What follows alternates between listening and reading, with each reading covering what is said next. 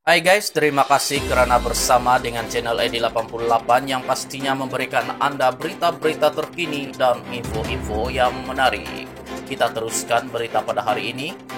Salam sejahtera.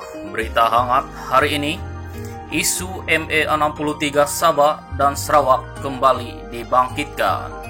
Kuala Lumpur, isu yang melibatkan tuntutan hak Sabah dan Sarawak seperti yang termaktub dalam Perjanjian Malaysia 1963 kembali dibangkitkan ahli parlimen di kedua-dua negara itu pada masa persidangan Dewan Rakyat semalam. Ia melibatkan beberapa perkara termasuk pindaan perkara 1/2 perlembagaan, persekutuan yang bertujuan mengembalikan status negeri Sabah dan Sarawak itu sebagai rakan kongsi bersama Semenanjung Malaysia sejajar dengan ME63. Sina Raisa Munira, Majlis Warisan Kota Belud berkata, sekiranya pindaan itu akan dibentangkan semula dalam masa terdekat oleh Kerajaan Perikatan Nasional PN, maka ia akan membawa kegembiraan kepada rakyat di kedua-dua negeri berkenaan. Jelasnya, ini kerana kegagalan pindaan perkara 1/2 perlembagaan persekutuan pada 9 April tahun lepas telah mengecewakan rakyat Sabah dan Sarawak.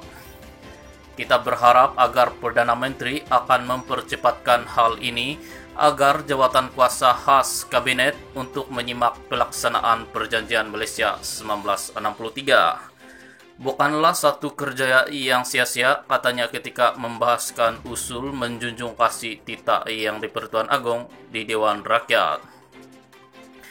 Kerajaan Pakatan Harapan PH sebelum ini cuba meminda perkara 1/2 perlembagaan persekutuan pada 9 April tahun lepas, tetapi gagal mendapat majoriti 2/3 untuk diluluskan di Dewan Rakyat. Sebelum ini, Perdana Menteri Tan Sri Muhyiddin Yassin dilaporkan akan mengadakan pertemuan dengan Ketua Menteri Sabah Datuk Patinggi Abang Johari Tun Openg dan Ketua Menteri Sabah Datuk Sri Muhammad Syafi Abdal secepat mungkin bagi membincangkan tentang ME63.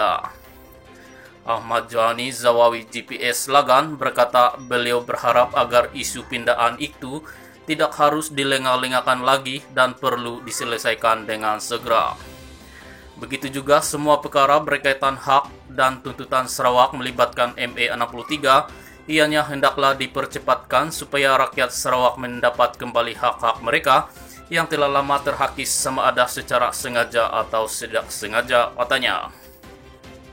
Datuk Muhammad Almin BN Kimanis pula mencadangkan supaya kerajaan persekutuan memperkenalkan legal commitment antara kerajaan negeri Sabah dan Sarawak bagi memastikan setiap tuntutan dalam ME63 dilaksanakan secara jujur dan ikhlas.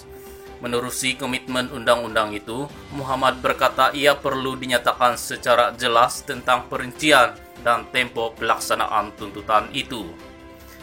Kita alu-alukan kerajaan pusat untuk terus menerokai kekayaan negeri Sabah, ambil saja kekayaan kami tapi kembalikan hak kami dan ikutlah perjanjian yang termaktub dalam ME63 dan perlembagaan persekutuan, katanya.